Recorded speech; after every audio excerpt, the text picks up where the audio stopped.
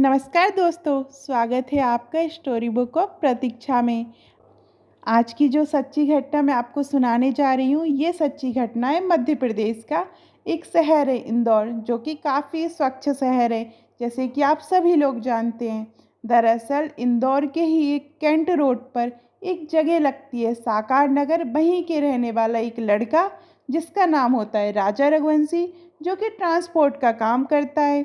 उम्र होती है लगभग 30 साल के आसपास, और उसकी मुलाकात होती है सोनम नाम की एक लड़की से, जो प्लाईवुड कंपनी में एचआर का काम करती है। 2 महीने पहले मुलाकात होती है। इसके बाद परिवार वाले आपस में बातचीत करते हैं, और परिवार वालों की रजामंदी के बाद, सहमति के बाद दोनों की शादी तय हो जाती है। पंडित जी तारीख निकालते हैं, कहते हैं कि 11 मई 2025 की तारीख बहुत शुभ है, इन दोनों का विवाह कर दीजिए। दोनों का विवाह हो जाता है। परिवार दोनों खुश थे, बहुत ज़्यादा खुश थे। उसके बाद फिर लड़की यानी कि दुल्हन जो होती है, वह अपने पति से कहती है क्यों ना हम बाहर घूमने का प्रोग्राम बनाएं। तभी दोनों बैठकर आराम से प्लान बनाते हैं कि हमें कहाँ कहाँ जाना चाहिए। दूल्हा कहता है मैंने अपने इंडिया के और बाकी जगहों की ये जगह देखी हुई है, तुम बताओ कि कहाँ जाना चाहती हो। जब भी दुल्हन कोई नाम लेती तो वो कहता कि मैं तो पहले ही घूम चुका हूँ। इस तरह से फिर ये बात आती है कि माँ कामाख्या देवी के दर्शन भी हो जाएंगे और हम घूम भी आएंगे। तभी ये बात तय होती है। यहाँ यहाँ ठीक है, गुवाहाटी के पास एक जगह है शिलोंग, जो कि मेघालय प्रदेश की राजधानी लगती है। वहीं बहुत अच्छी अच्छी जगह हैं, झरने हैं, पहाड़ियाँ हैं, हम लोगों को वहीं चलना चाहिए। और इसके बाद फिर दुल्हन अपनी तरफ से ही हवाई जहाज़ के जो टिकट थे, फ़्लाइट के टिकट तय कर देती है, और ये दिन तारीख भी तय कर देती है कि हमें जाना कब है और वापस लौटकर कब आना है। उसके लिए क्या क्या प्लानिंग होती है, क्या क्या पैकिंग हो सकती है, क्या क्या सामान लेके जा सकते हैं, पूरी तैयारी के साथ घर से निकल जाते हैं। और जब घर से निकलते हैं 20 मई 2025 को, इनकी जो फ़्लाइट थी वह इंदौर से चलती है और सीधा बेंगलोर पहुंचती है। बेंगलोर से गुवाहाटी जाते हैं। गुवाहाटी जाने के बाद ये सबसे पहले दर्शन करते हैं माँ कामाख्या देवी के, और दर्शन करने के बाद फिर यहाँ से अब शिलोंग की यात्रा की तरफ निकल जाते हैं। जो भी हो रहा, जहाँ भी जा रहे थे, वह पल पल की जानकारी अपने परिवार वालों को दे रहे थे। अब यहाँ चले गए हैं, अब हम ये देख रहे हैं। इस तरह से खुशियों के जो पल होते हैं आपस में शेयर करते हैं। जैसे जनरली हम लोग भी कहीं जाते हैं तो अपनी फैमिली वालों के साथ वीडियो कॉल करते हैं, फ़ोटोग्राफी शेयर करते हैं, उसी तरीके से वो लोग कर रहे थे। 23 मई 2025 की दोपहर 1:45 के आसपास जो इस दुल्हन की सास होती है, जिसका नाम रहता है उमा, उनका वो अपनी बहू को फ़ोन करती है। लेकिन बहू जब बात कर रही थी तो वह हाँफ रही थी, यानी कि ऐसा लग रहा हो कि उस बातचीत से जैसे क्या वो किसी पहाड़ी को चढ़ने की कोशिश कर रही हो। चढ़ते चढ़ते उनकी सांस फूल गई हो, जिससे कि बातचीत करने में थोड़ी दिक्कत हो रही थी। सास ने पूछा क्या स्थिति है, कहाँ हो, तो वो बताती है कि मैं पहाड़ी चढ़ रही हूँ। उनसे पूछा जाता है कि बेटा तुम इतनी ऊंचाई पे जाने की ज़रूरत क्या है, आपको एक काम करना चाहिए, नीचे से ही देख लो, आपको इतनी थकावट भी नहीं होगी और वैसे भी आपका व्रत है आज। सास और बहू दोनों आपस में बहुत अच्छे से बातचीत कर रहे थे। तभी बहू कहती है अपनी सास से कि माँ जी मैं आपको बाद में फ़ोन करती हूँ, यहाँ कुछ नेटवर्क का इशू है, दिक्कत है, इसलिए हम बाद में बात करेंगे। जब इसी तरह की बात थी, आखिरकार ये बातचीत का सिलसिला इनका चल ही रहा था और ये फ़ोन कट जाता है नेटवर्क इशू के कारण। तो अब सास इंतज़ार कर रही थी आखिरकार बहू का फिर से फ़ोन आएगा, लेकिन फिर से फ़ोन ही नहीं आता। जब उमा बार बार अपनी बहू और बेटे को फ़ोन लगा रही थी तो फ़ोन नहीं लग रहा था। 23 तारीख भी गुजर जाती है, 24 तारीख को भी कई बार कोशिश की जाती है। जब बात नहीं बन पाती तब दूल्हे के जो बड़ा भाई होता है, जिसका नाम सचिन होता है, दूसरे भाई का नाम विपिन होता है। सचिन और विपिन से माँ कहती है कि बेटा मैं कई बार कोशिश कर चुकी हूँ, कई बार ट्राई भी कर चुकी हैं, लेकिन बेटे से बात नहीं हो पा रही। बेटे का नाम राजा रघुवंशी होता है और बहू का नाम होता है सोनम रघुवंशी। दोनों में से किसी से बातचीत नहीं हो पाती है। तभी बात लड़की के मायके वालों तक पहुंच जाती है।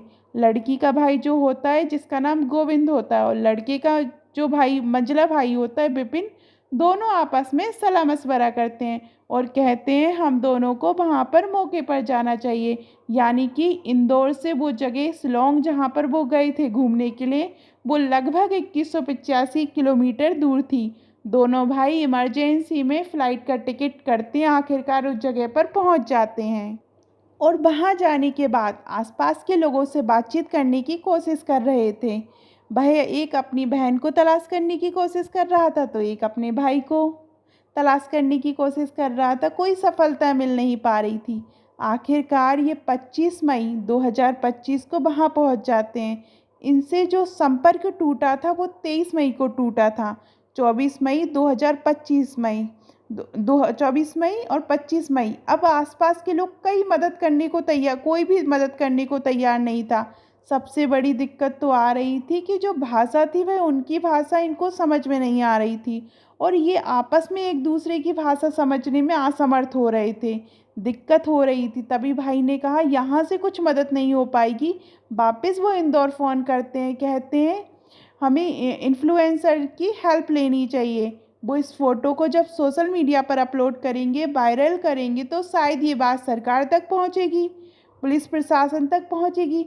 साथ ही तुम लोकल की पुलिस से जाकर संपर्क करो। यहाँ की पुलिस तो कुछ सुन ही नहीं रही है। मेघालय की जो पुलिस थी वो शायद उनके परिवार वालों की बातों को समझने की कोशिश नहीं कर रही थी, क्योंकि दो लोग जो गायब थे उससे पूरा परिवार हिल जाता है, डुल जाता है। इधर इंदौर में घर वाले, परिवार वाले कोशिश कर रहे थे।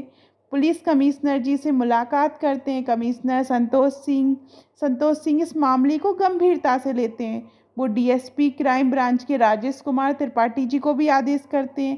कहते हैं आप इस मामले को तुरंत देखिए। इसके बाद फिर शिलांग की पुलिस को फ़ोन किया जाता है। उधर फ़ोटो बहुत तेज़ी के साथ वायरल होने लगता है, और देखते ही देखते फ़ोटो मध्य प्रदेश के मुख्यमंत्री तक पहुंच जाता है, मेघालय के मुख्यमंत्री तक पहुंच जाता है, भारत सरकार के गृह मंत्री तक पहुंच जाता है। उसके बाद फिर मैसेज किए जाते हैं, आदेश दिए जाते हैं, तब जाकर पुलिस सक्रिय होती है। सक्रिय होती है तो आखिरकार फिर ढूंढना शुरू करते हैं।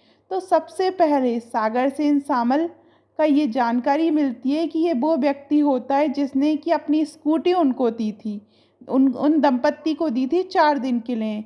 स्कूटी मांगी गई थी कि हम लोग स्कूटी लेकर हम इस आसपास के जो इलाका है इसको घूमना चाहेंगे, और इसके लिए स्कूटी मिल जाती है। ये जितने भी हिल स्टेशन होते हैं वहाँ पर वाहन आसानी से मिल जाते हैं। जैसा कि हमको पता है कुछ पैसे हमको जमा करने होते हैं और कुछ हमको पहचान पत्र जमा करने होते हैं। उसके बाद फिर आप उसे कितने भी दिन तक रख सकते हैं, उसके बदले में आपको सिर्फ पैसे देने पड़ते हैं। आखिरकार ये स्कूटर था, उसका नंबर था ML05A1472, जिस स्कूटर पे वो लोग लगातार घूम रहे थे। उनसे पूछा जाता है कि वो कहता है कि मेरे स्कूटर में जीपीएस लगा हुआ है, मैं इसके माध्यम से पता करता हूँ। इधर तो ये पता करने की कोशिश कर रहा था। उधर जहाँ स्कूटर की अंतिम लोकेशन पाई जाती है वो होता है ओसरा हिल्स, जो कि डबल डेकर के आसपास बताया जाता है। अब इधर से ही किसी ने फ़ोन किया था। जो गांव के आसपास का मुखिया होता है वो बताता है यहाँ पर एक स्कूटर है जो लावारिस हालत में खड़ा हुआ है। पुलिस मौके पर पहुँचती है तो स्कूटर में चाबी लगी हुई थी। अब दोनों आपस में संपर्क करते हैं। उधर विपिन और साथ ही जो गोविंद होता है वह पुलिस से संपर्क में था। जो आसपास के लोकल वाले थे उनसे भी संपर्क में था। अब इसके बाद पुलिस भी सक्रिय हो जाती है। 6 टीमें बनाई जाती हैं। 6 टीमों में लगभग 35 ऑफिसर होते हैं। अब चाहे वो एसडीआरएफ की टीम हो या एनडीआरएफ की टीम हो, वो अपनी तरफ से पूरी तमाम कोशिश कर रहे थे। लेकिन जिस इलाके में अंतिम लोकेशन पाई जाती उस इलाके में लगातार बारिश हो रही थी, कोहरा भी था। ऐसे में ढूंढ पाना बहुत ज़्यादा मुश्किल हो रहा था। हालांकि ये लगातार कोशिश कर रहे थे और एक एक करके दिन ऐसे ही बीत रहे थे। आखिरकार 11 दिन बीत जाते हैं और 2 जून की ये बात है। 11 बजे के आसपास का समय हो रहा था। इलाका लगता है रियादत अर्लिंग, जो कि बेई साबडोक की जगह एक पार्किंग स्थल होता है। पार्किंग स्थल के नीचे लगभग 1000 फुट की गहराई के नीचे एक बॉडी दिखाई देती है, जो कि ड्रोन के माध्यम से देखी जाती है। आखिरकार उस बॉडी को बाहर निकाला जाता है। वो काफ़ी डिकम्पोज़ हो चुकी थी, जिसकी वजह से पहचान पाना मुश्किल हो रहा था। घर वाले, परिवार वाले जो होते हैं, वो आखिरकार वो आस-पास ही थे। उनको दिखाया जाता है कि क्या आप देख सकते हैं, एक बॉडी मिली है, बॉडी को देखकर हालाँकि चेहरे से तो पहचान नहीं हो रही थी, लेकिन सीधे हाथ पर लिखा हुआ था राजा, और राजा ही गायब था। राजा रघुवंशी की जब उसे देखा जाता है, साथ ही उसके हाथ की कलाई पर एक घड़ी बंधी हुई थी। वो घड़ी इलेक्ट्रॉनिक घड़ी होती है, जिसकी वजह से उसके वो पहचान लेते हैं कि ये तो मेरे सबसे छोटे भाई की घड़ी है, और उसके हाथ पे नाम भी लिखा हुआ था राजा रघुवंशी। आखिरकार फिर ये जांच पड़ताल शुरू होती है, और जांच पड़ताल के बाद ये जो सब होता है वो पोस्टमार्टम के लिए भेजा जाता है। शिलांग नॉर्थ ईस्टर्न एक जगह लगती है, वहाँ पर इंदिरा गांधी क्षेत्रीय स्वास्थ्य एवं आरोग्य विज्ञान संस्थान होता है। वहाँ बॉडी को पोस्टमार्टम के लिए भेजा जाता है। पोस्टमार्टम की तैयारी हो जाती है, लेकिन जो दुल्हन होती है वो मिल नहीं पाती। आखिरकार जो दूल्हे के भाई होते हैं, परिवार वाले होते हैं, उन्होंने मीडिया में बयान दिया, और मीडिया में बयान देने के बाद वो कहते हैं कि जहाँ पर स्कूटी मिली थी, स्कूटी से लगभग 25 से 30 किलोमीटर दूर वो लाश का मिलना, ये अपने आप में कई तरह के सवाल खड़े कर देता है। मतलब जहाँ लाश मिली थी वहाँ से 25 से 30 किलोमीटर दूर स्कूटी थी। वहाँ पर पार्किंग स्थल भी था, जो कि सीमेंटेड एक बैरिकेटिंग है, जहाँ से लांग पाना उसको बहुत मुश्किल काम था। लेकिन उसके बाद वो लांग लांग कैसे गए होंगे, उसके बाद 1000 फुट की गहराई में कैसे गिर जाता है, इससे तो साफ लगता है कि उनके साथ कुछ ना कुछ गलत हुआ है। उनके पास सोने की अंगूठियाँ थीं, चेन थी, और कुछ पैसे भी थे।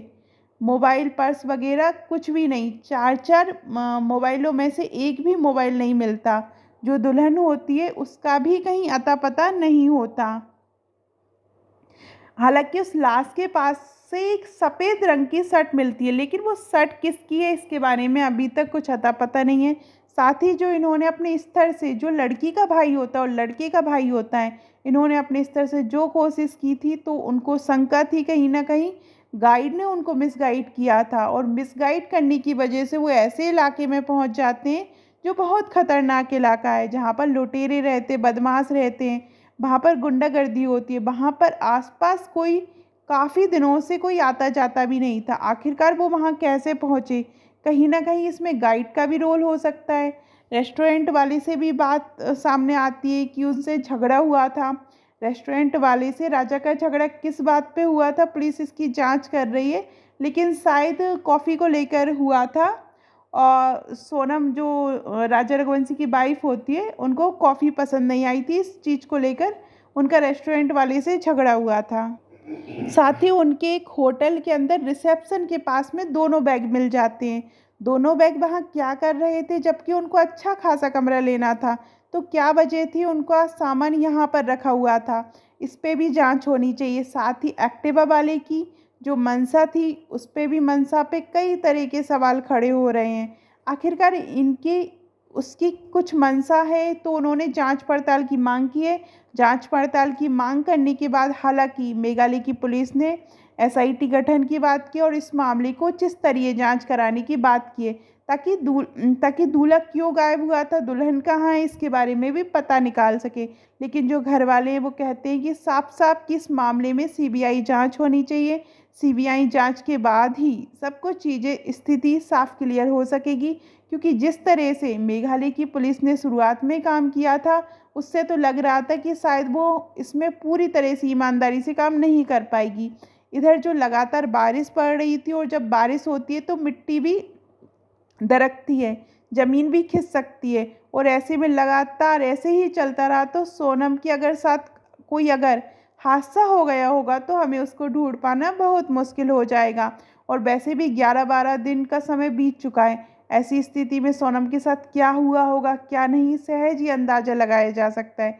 जिस तरह से दूल्हा, यानी कि जो राजा रघुवंशी होता है, उसके साथ अब इसके बाद फिर पुलिस प्रशासन, अब देश की मीडिया, सोशल मीडिया पर लगातार इन इंदौर के दंपत्ति के बारे में जो चल रहा है, लेकिन परिवार वालों ने ये बिल्कुल कतई उम्मीद नहीं की थी कि उस दूल्हे के साथ ऐसा वाकई भयानक हो सकता है।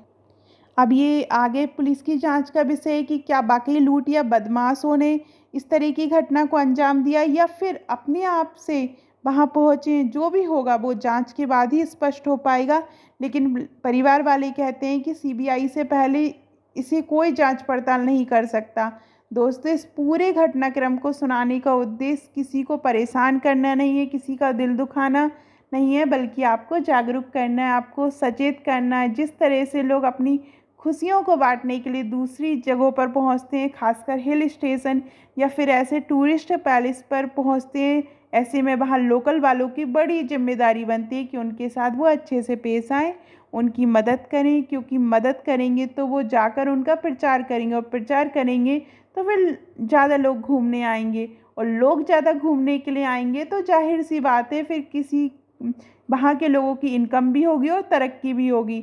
ऐसी स्थिति में जब दूल्हा दुल्हन ये घूमने का प्लान बना रहे थे तो एक तरफ से आवाज़ आती है कि एक काम करते हैं कि श्रीनगर घूमने के लिए चलते हैं, वहाँ बहुत अच्छी अच्छी जगह हैं, देख सकते हैं। लेकिन तभी घर वाले कहते हैं वहाँ पर अभी आतंकवादी वारदात हुई थी, घटना हुई थी, वहाँ जाना तुम्हारे लिए खतरे से खाली नहीं है।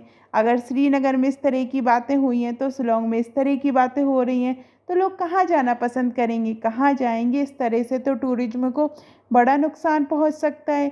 अगर घर वालों ने, परिवार वालों ने यूट्यूबर, इन्फ्लुएंसर का सहारा नहीं लिया होता, उसके बाद ये सोशल मीडिया पर वायरल ना होता, मुख्यमंत्री, गृह मंत्री तक नहीं पहुंचता, तो उसके बाद पुलिस प्रशासन सक्रिय नहीं होता, तो शायद मदद ना मिल पाती और दूल्हे की लाश भी नहीं मिल पाती। लेकिन क्या सभी के लिए इस तरह से इन्फ्लुएंसर को सामने आना पड़ेगा? क्या जब मामला हाईलाइट होगा तभी पुलिस प्रशासन जागेगी? पुलिस को अपनी जिम्मेदारी निभाते हुए ईमानदारी से काम करना चाहिए और किसी की बेटा या किसी बेटी के साथ कोई अप्रिय घटना ना हो, इसके लिए शुरुआत से ही सजग रहना चाहिए। आपको इंदौर की ये चर्चित कहानी कैसी लगी कमेंट में ज़रूर बताइएगा और इस कहानी पे प्रतिक्रिया भी व्यक्त कीजिएगा। धन्यवाद।